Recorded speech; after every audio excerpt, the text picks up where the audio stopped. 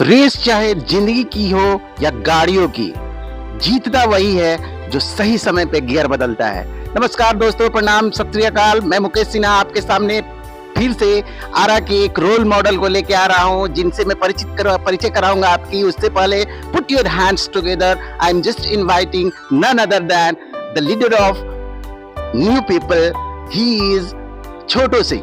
तो छोटू सिंह जी का स्वागत करते हैं आरानामा पे। सर, आपका स्वागत है आरानामा में। जितने भी आपके आरानामा के जितने भी दर्शक हैं जी, उन सबको नमस्कार और आपको विशेष आभार कि आपने अपना समय निकाला है। जी जी, तो आप दोनों लोगों का बहुत बहुत आभार, आपके दर्शक और आपको जी बहुत बहुत शुक्रिया आपका। सर, ये बताया कि आपकी जिंदगी कहाँ से जब से स्टार्ट हो रही है, उसके बारे में दर्शक जानना चाहेंगे, क्योंकि आपको तो लोग रोज देख रहे हैं, रूबरू हो रहे हैं। छात्र नेता है, प्रतिष्ठित छात्र नेता है और बहुत स्तरों पे आपने संघर्ष भी किया है। तो पूरी जिंदगी जानेंगे, पूरी कहानी जानेंगे, आपकी जुबानी जानेंगे। तो थोड़ा सा अपनी पहले की जिंदगी के बारे में बताइए। देखिए, आपने मेरे जीवन के बारे में पूछा है, तो जीवन बहुत अभी लंबा नहीं बीता है। जी जी, अभी तक का जो एक्सपीरियंस है, अभी तक की जर्नी है। हाँ, अभी तक तो जो जर्नी है जी, एक स्कूल का छात्र और फिर शहर में आना और शहर में फिर एक विश्व के सबसे बड़े छात्र संगठन से जुड़ना, जी जी, ये मेरे लिए सौभाग्य की बात है। जी जी, क्योंकि मेरा 10th तक जो मेरा पढ़ाई था, जो शिक्षा था जी, तो हमारे गांव सरथुआ से शुरू हुआ था जी, और वहीं से मैंने स्टार्ट किया था। उसके बाद इंटर में मैं आरा में आया जी, आरा में जब हम महाराजा कॉलेज में गए तो छात्रों का बहुत समस्या होता था। बिहार में जब हम किसी भी कॉलेज और कैंपस में जाते हैं तो देखते हैं कि छात्रों का बहुत समस्या होता है। बिल्कुल ठीक वैसे मेरा भी समस्या उत्पन्न होने लगा। सही बात है। वहाँ के कर्मचारी के द्वारा, अधिकारी के द्वारा कोई काम टाइम पे न करना। तो वहाँ एक छात्र संगठन हमसे मिला और उसका नाम अखिल भारतीय विद्यार्थी परिषद था। वहाँ के लोग स्वच्छता अभियान मेंबरशिप कर रहे थे जी, उस समय मैं विद्यार्थी परिषद का मेंबर बना और उनसे एक प्रश्न पूछा कि मेंबर बनने से हमको क्या लाभ होगा। अच्छा, सही बात है। क्योंकि जाहिर सी बात है कि हमारे क्षेत्र के जो भी लोग हैं फायदा देखते हैं, फायदा के बाद कुछ विशेष नहीं देखते हैं। उनका कहना था कि कोई फायदा हम ना पेमेंट लेते हैं ना आपको पेमेंट देंगे जी। एक छात्रों को मदद करने के लिए एक छात्र संगठन है, जो कि छात्रों का कोई भी समस्या है तो उसका समस्या हम कॉलेज कैंपस में उठाते हैं। तो मेरे मन में भी जिज्ञासा आया, मेरा उन लोगों ने कुछ काम करा दिया तो हमें भी लगा कि नहीं, ये छात्र संगठन अच्छा है जी, क्योंकि उनका जो अनुशासन था वो काबिले तारीफ था। अच्छा, तो मैं एबीवीपी से जुड़ा और एबीवीपी से जुड़ने के बाद मैं काम करते गया। तो कॉलेज के सह मंत्री भी बने, कॉलेज के अध्यक्ष भी बने, फिर नगर के सह मंत्री बने, जिला संयोजक बने भोजपुर के। ऐसे तमाम विद्यार्थी परिषद में दायित्व हमको मिलते गए। सर, एक बात बताइए कि ये छात्रों का प्रतिनिधि करना और छात्रों के लिए लड़ना कहाँ तक मतलब आपको एक अलग से एनर्जी देती है, या आप ऐसा सोचते हो कि लोगों के लिए लड़ना, खास करके युवाओं के लिए ये बहुत बड़ा, क्योंकि भारत हमारा युवा देश है, बिल्कुल युवा देश है। चारों तरफ देखिए तो बहुत सारी परेशानियां जो कि स्टूडेंट गुजर रहे हैं। तो इसके लिए आपने कैसे सोचा कि इतने हाई लेवल पे पूरा भोजपुर का, ये एक तरह से बोलिए कि पूरे बिहार में एक आपका दबदबा है, आपका रुतबा है, तो इसको आपने कैसे मेंटेन किया? देखिए, क्या है कि जब विद्यार्थी परिषद से मैं जुड़ा, क्योंकि मैं सिंगल था, एक गांव से आया हुआ छात्र था, बहुत नॉलेज हमको नहीं था। लेकिन एबीवीपी से जब मैंने जुड़ा तो एबीवीपी में बहुत सारे हमारे सीनियर थे जो कि विद्यार्थी परिषद के बारे में उन्होंने बताया और एबीवीपी के कार्यक्रम में हम भी गए तो कुछ सीखे। उसके बाद मेरे मन में भी आया कि जैसे मेरे सीनियर लोग जैसे मेरा मदद किए, ठीक उसी प्रकार मेरा भी भावना मन में आया कि जो हमसे जूनियर छात्र जो कॉलेज कैंपस में आ रहे हैं उनको मदद करने के लिए मेरे अंदर जिज्ञासा आया और मैं विद्यार्थी परिषद से जुड़ा और विद्यार्थी परिषद में निरंतर मैं काम करते गया। जी जी। तो विद्यार्थी परिषद से ही ये प्रेरणा मिली है कि छात्र हित, राष्ट्र हित और समाज हित, तीन तरह का काम विद्यार्थी परिषद करता है। तो उन्हीं तीन चीजों का काम भी हम शुरू किए थे और अभी कर भी रहे हैं विद्यार्थी परिषद के। जैसे कि आपके आगे बढ़ने में बहुत सारा संघर्ष है, बहुत मतलब एक तरह से बोलिए तो एडमिनिस्ट्रेटिव अगर देखें कॉलेज के स्तर पे, महाविद्यालय के स्तर पे, तो सब लोग एक तरह से बोलिए कि क्या बोलूं उसको, कि मतलब कहीं ना कहीं दूसरे तरफ जा रहे हैं। मैं ज्यादा उस पर नहीं फोकस करूंगा, लेकिन स्ट्रगल है, संघर्ष है। तो आप एक स्टूडेंट के नाते, जो कि ये पूरा आप बिहार को और इस तरह के जिस पद पे हैं अभी, तो उसको लेके तो ये कितना आसान या मुश्किल है? देखिए, स्टार्टिंग में जो हमारे घर परिवार के लोग थे उनमें भी नाराजगी था जी, ये नेतागिरी कर चल दलन और इनका भी कुछ काम नहीं खे बाचल। कुछ रिलेटिव भी हमारे फोन करके परिवार वाले को बोलते थे, हमसे भी बोलते थे कि का शुरू कैला हो। लेकिन फिर भी हमको छात्र हित में काम करना था, एक राष्ट्रवादी विचारधारा के साथ हम जुड़े थे। तो जैसे इस आरा का हम लोग कुंवर सिंह के नाम से जानते हैं। तो सभी लोग अगर अंग्रेज से नहीं लड़ते तो क्या यह देश आजाद होता? नहीं, बिल्कुल। कुंवर सिंह अगर प्रतिनिधित्व नहीं करते, लोगों का नेतृत्व नहीं करते, तो क्या हमारा भोजपुर में ऐसा ऐतिहासिक चीज रहता क्या? नहीं, बिल्कुल। इसलिए मेरे मन में भी एक आया कि एक राष्ट्रवादी विचारधारा के साथ जुड़े थे, तो वहीं से शुरू हुआ। लगातार बहुत सारे लोग कहने के बाद भी आप ये सब मतलब स्ट्रांग रहे कि नहीं, मुझे करना है। विद्यार्थी परिषद के आंदोलन में कई बार लाठी भी खानी पड़ी। तो अभी रिसेंटली आप लोग भी कुछ दिन पहले की बात है, अभी तुरंत 23 दिसंबर को भी हम लोगों ने विद्यार्थी परिषद के 21 सूत्री मांग को लेकर के छात्रों का ही समस्या था। बिल्कुल। तो हम लोग गए थे, तो एसपी थे, डीएम थे, सारे पदाधिकारी थे विश्वविद्यालय के, राज्यपाल भी आए थे। हम लोगों ने एक मांग पत्र रखने के लिए, एक विरोध होता है लोकतांत्रिक प्रणाली से, लेकिन वहाँ के प्रशासन, एक उद्वंत नगर थाना के प्रभारी के द्वारा जिस तरह से लाठी चार्ज किया गया, तो निंदनीय है। और उनका सजा भी उनको मिल गया है, वो अभी सस्पेंड हो गए। सर ये बताइए कि ये मनोदशा मतलब जो आपकी चल रही है कि इतना मोटिवेट रहना, ये कहाँ से आप लोग के अंदर, आपके अंदर आता है? खास करके युवाओं के साथ इतनी परेशानी है। मैं भी उस दौर से रहा हूँ, अभी तो देखता हूँ कि स्कूल स्तर पे, फिर महाविद्यालय स्तर पे हर तरह से शोषण हो रहा है छात्रों का। कुछ न कुछ मांग हो रही है, कुछ न कुछ। मैं उधर तरफ नहीं जाना चाहूंगा जो कि चीजें चल रही है, आप समझ रहे हैं मेरे क्वेश्चन को। इसको कैसे हैंडल करते हैं आप? इसको कैसे, क्योंकि सब चीजें तो आपके पास आती होंगी। मैं हमें, हाँ, ये आप जो बात कर रहे हैं कि उस चीज को आप समझ रहे हैं, मैं बखूबी समझ रहा हूँ। मैं बार बार छात्रों से बार बार कहता हूँ कि थोड़ी सी परेशानी हो सकती है, लेकिन जो कॉलेज कैंपस में जो कर्मचारी हो या चाहे कोई भी हो, जो आपसे अगर अवैध पैसा मांग रहा है आपको काम कराने के लिए, देखिए समस्या क्या है कि विद्यार्थी कॉलेज कैंपस में आते नहीं है। लेकिन अब शुरू हो गया है, विद्यार्थी परिषद ने अभी कार्यक्रम, अपने दिल्ली अधिवेशन से हम लोग लौटे हैं, तो उसमें विद्यार्थी परिषद पूरे देश भर में कार्यक्रम अभी चला रही है कि कैंपस की ओर छात्रों को कैसे मूव कराना है। तो विद्यार्थी परिषद, अभी हम लोग आरा में भी 2-3 साल पहले कार्यक्रम किए थे कि चलो चले कॉलेज की ओर। जैसे छात्र कॉलेज कैंपस में आएगा, ऐसे जो दलाल टाइप के लोग हैं जी, उनका यहाँ से समाप्त हो जाएगा, आप हटेंगे। क्योंकि छात्र जिस दिन आना शुरू करेंगे, तो जाहिर सा बात है कि छात्र अपना काम बखूबी अपने से कर सकते हैं। तो हमारा और विद्यार्थी परिषद का लगातार यह प्रयास रहा है कि छात्र कॉलेज कैंपस में आए। तो अभी हम लोगों ने 12 जनवरी को उद्घाटन अभी हम लोग करने वाले हैं कि कॉलेज में छात्र कैसे आएंगे, इसके बारे में पूरे साल हम लोग चलाने वाले हैं। कभी छात्रों का मॉब एक साथ इकट्ठा करके उनको बताना, जो छात्र कॉलेज में आ रहे हैं उनसे आग्रह करना कि अपने दोस्त मित्र को बुलाना, अभिभावक से बात करना। तो हम लोग 12 जनवरी से ये कार्यक्रम शुरू करने वाले हैं कि कॉलेज कैंपस में आप आइए। लेकिन कहीं ना कहीं कॉलेज कैंपस में आप तो बुला रहे हैं, लेकिन कॉलेज और महाविद्यालय के लोग उसमें अड़चन बने हुए हैं, चाह भी रहे हैं कि बच्चे ना आए, चूंकि एक तरह से बोली तो व्यवस्था भी नहीं है उस तरह से, टीचर की कमी है, चाहे जो भी आप देख स्तर पे आप जुड़े हुए हैं तो सब चीजें जानते हैं। तो इसके लिए आप क्या कॉलेज एडमिनिस्ट्रेशन से कैसे आप लड़ते हैं? देखिए, लड़ने के लिए तो हम लोग लगातार लड़ रहे हैं, संघर्ष कर रहे हैं, लेकिन कॉलेज के बाद और यूनिवर्सिटी के बाद भी राज्य सरकार की मंशा नहीं है कि बिहार की शिक्षा सही सुधर सके। क्योंकि जो बिहार सरकार की स्थिति है, एक भी कॉलेज में इंफ्रास्ट्रक्चर के नाम पे जीरो है, 0 बटा सन्नाटा, कुछ नहीं है। तो राज्य सरकार की मानसिकता नहीं है कि बिहार के लोग शिक्षित बने। क्योंकि जिस तरह से डिप्टी सीएम का अगर बयान आता हो कि बिहार लेबर सप्लायर है, तो इस तरह का दुर्भाग्य निंदनीय है। क्योंकि बिहार लेबर सप्लायर है क्या?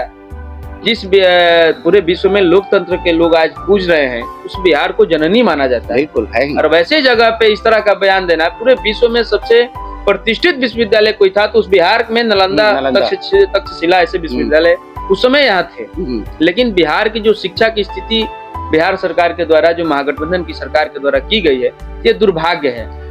अच्छा, छोटू सिंह का अगला स्टेप क्या है? क्या करने वाले हैं? क्या युवाओं के लिए कैसे और इंस्पिरेशन बनेंगे?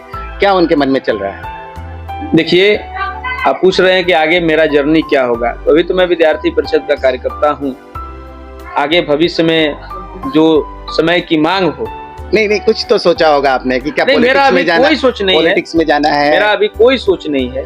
मेरा एक ही सोच है, इस देश की युवा एक राष्ट्रवादी विचारधारा के साथ जुड़े, इस देश को सही दिशा और सही दशा में लाने के लिए काम करें, ताकि आने वाले जो समय में जो स्थिति, जो भ्रम इस देश में कुछ वामपंथियों के द्वारा फैलाया जा रहा है, उसको कैसे लड़ेंगे, इसके बारे में हम ज्यादा सोचते हैं कि वैसे लोगों को, क्योंकि अपना देश अब दूसरे लोगों से नहीं घिरा हुआ है, अपने लोग से ही घिरा है जी। और हम लोग परेशान हैं, क्योंकि आप देख सकते हैं कि हर तरह में जिस तरह से भारत में एक माहौल दूसरे तरह का बनाया जाता है।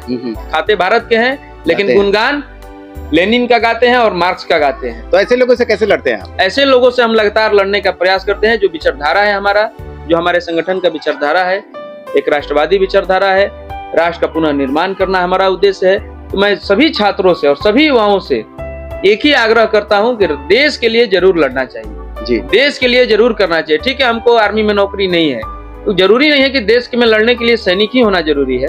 हम जिस कैंपस में हैं, जिस महाविद्यालय में काम करते हैं, जिस समाज में काम करते हैं, वहाँ ऐसा समाज को निर्माण करना चाहिए ताकि ऐसे लोग जो बाहरी लोग आए, जो भारत को बर्बाद करने पे तुले रहते हैं, उनको जवाब देने के लिए वहाँ आवाज उठाना पड़ेगा। अच्छा सर, ये बताइए, आप छात्र के परेशानियों को हमेशा उठाते रहे हैं, लेकिन आप यूनिवर्सिटी स्तर पे अगर जाते हैं तो परेशानियां बहुत हद तक बढ़ जाती हैं। वहाँ आप लोग कैसे हैंडल करते हैं? क्योंकि आपके साथ पूरी मॉब है, पूरा एक छात्र यूनियन है, पूरा छात्र आप पे डिपेंडेंट है, तो वहाँ कैसे आप इसको लेके चलते हैं? देखिए, जब भी कोई भी छात्रों का समस्या रहता है, विद्यार्थी परिषद का एक है कि प्रवेश परीक्षा और परिणाम, जिन्हों के लिए हम लोग लगातार आंदोलन करते हैं, प्रदर्शन करते हैं, या जो भी अपनी मांग रहता है हम लोग करते हैं।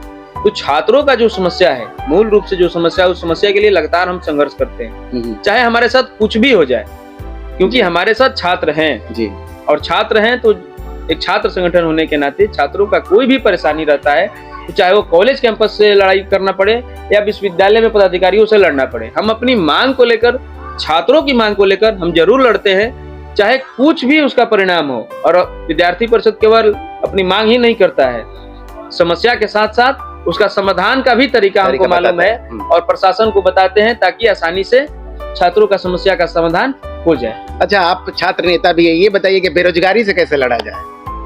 बेरोजगारी, देखिए, इस देश में एक बेरोजगारी नया शब्द आया है इस देश के अंदर, लेकिन हमें नहीं लगता है कि बेरोजगारी का कहीं शब्द आना चाहिए जी जी, क्योंकि केवल रोजगार का मतलब केवल नौकरी ही नहीं है।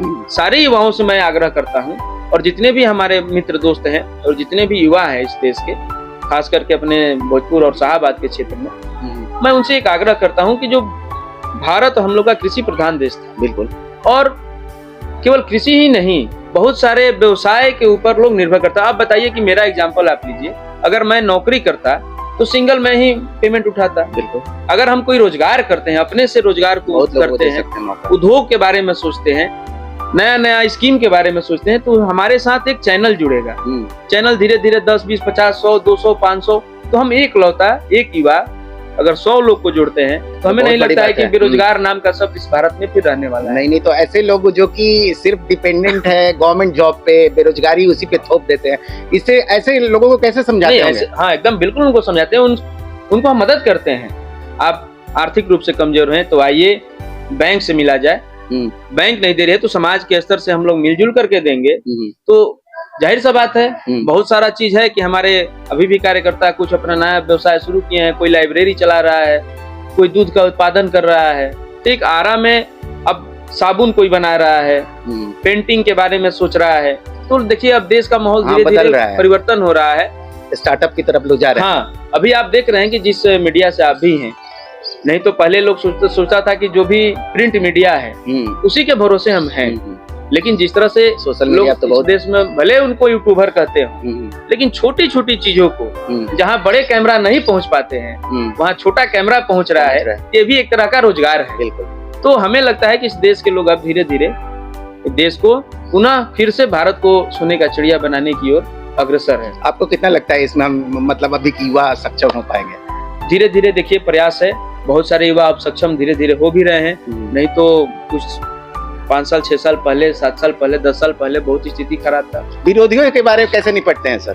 विरोधियों से लगातार हम लोग निपटते रहते हैं। मतलब क्या तरीका? उनका देखिए, जिस तरीका में उनका होता है उसी तरीके में हम लोग जवाब देते हैं। अच्छा, जवाब देने से हम लोग कोई कसर नहीं छोड़ते हैं, चाहे कोई भी हो। एज ए ह्यूमन बीइंग मैं पूछ रहा हूँ, पार्टी से रिलेटेड नहीं पूछ रहा हूँ, चाहे आप संस्था से जुड़े हुए उसके बारे में, एज ए ह्यूमन बीइंग आपने विरोधियों से कैसे निपटते हैं?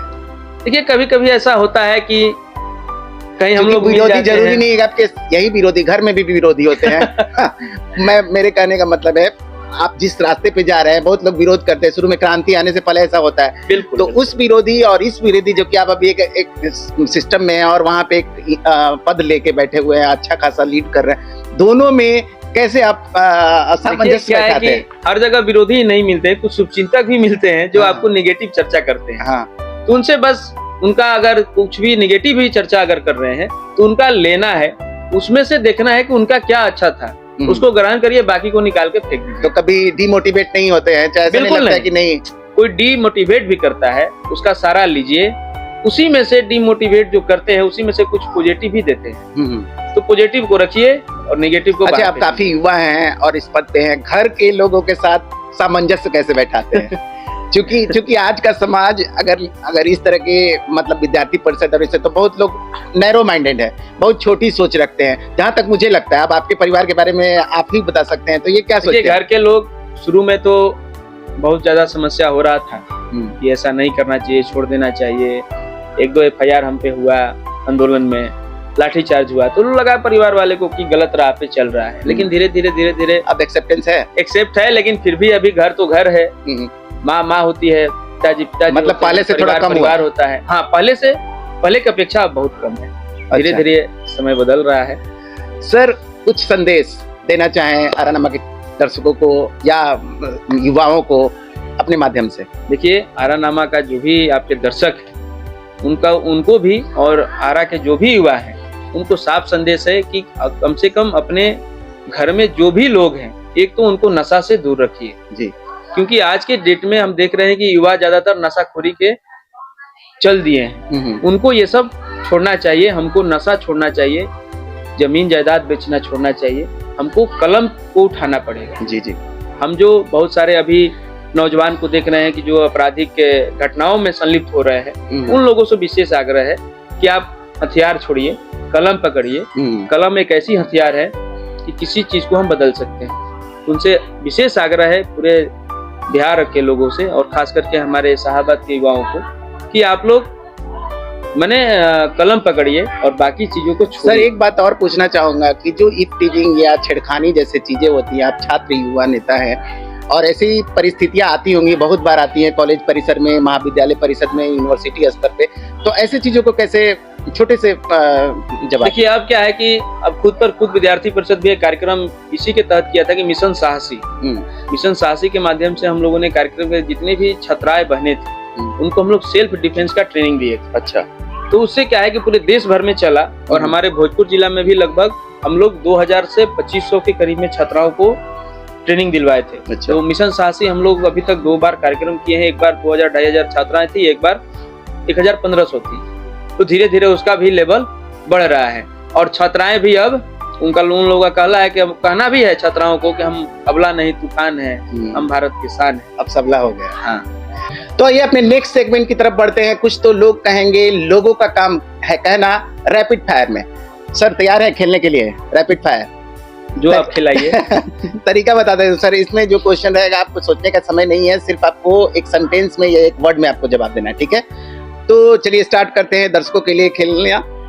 ये बताइए कि अगर आप युवा के साथ जुड़े हुए हैं, तो अगर परिस्थितियां अगर महिला और पुरुष युवा के साथ फाइट का होता है, किसके साथ खड़े होंगे? देखिए, ऐसे स्थिति में एक शब्द में जवाब देना ये सही नहीं है। सेंटेंस में दोनों के साथ खड़े होंगे। चलिए, बढ़िया। लव आपकी नजर में क्या है? मातृभूमि से होना चाहिए। मातृभूमि। चलिए, बहुत खूब। पहला क्रश कब हुआ था सर? आप बताइए मत कि कौन था ये क्रश, मतलब आकर्षण किसी के प्रति हुआ था, किस एज में हुआ? कभी नहीं हुआ है। कभी नहीं हुआ? नहीं। देखिए दर्शक, छोटू सिंह को कभी आकर्षण नहीं हुआ। अगला क्वेश्चन सर है कि अगर आप वर्ल्ड टूर पे जाते हैं, आपके साथ कंपेनियन के रूप में किसे ले जाना चाहेंगे? आपके फैमिली का कोई नहीं होना चाहिए? हमको नहीं लग रहा है किसी को ले जाना चाहिए। एक आदमी को आपको ले जाना मजबूरी है। ऐसी कौन सी मजबूरी है? मजबूरी आएगा तो देखा जाएगा। लास्ट सर, अगला क्वेश्चन है ऑनेस्टी। कैसे बताइएगा? ईमानदारी बिल्कुल है, बताने की जरूरत नहीं है। महसूस किया जा सकता है। अच्छा, महसूस किया जा सकता है। बिल्कुल, तो ईमानदारी को व्याख्या नहीं की जा सकती है। आगे आपके पास ये कि अगर आपको मौका मिले किसी मतलब जैसे कि अखिल भारतीय विद्यार्थी परिषद, आइसा और भी बहुत सारे छात्र यूनियन है, तो अगर अखिल भारतीय परिषद को छोड़ना पड़े, नहीं रहता, तो आप किसमें ज्वाइन करना चाहते हैं? किसी में नहीं, एकमात्र है जिसका नाम है अखिल भारतीय विद्यार्थी परिषद। तो दर्शकों, इनके वाक्पटुता से आप जरूर संतुष्ट होंगे। इतने हाजिर जवाबी के साथ इन्होंने जवाब दिया। एंजॉय जरूर कीजिएगा पूरा वीडियो देख के। सर के योगदान को, जो अभी तक इनकी जर्नी है, इसको मैंने दिखाने की कोशिश की है। सर, अंत में कुछ कहना चाहे फिर से?